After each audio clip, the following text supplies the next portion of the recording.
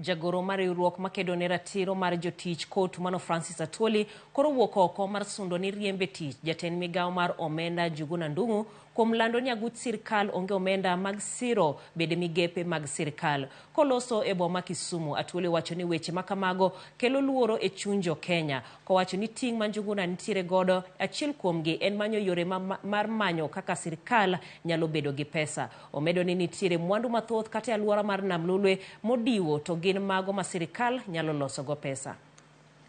No comes out with the report. Not to cry the way he was crying. This government is broke. I cannot even be able to pay salaries. We are struggling to pay salaries.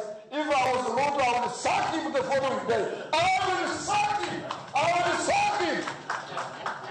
Because we are your mama.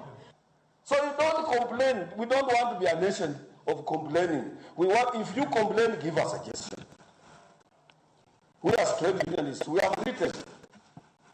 We have written to Treasury. We have written to everybody. We have written to Central Bank, suggesting how this economy can be rejuvenated.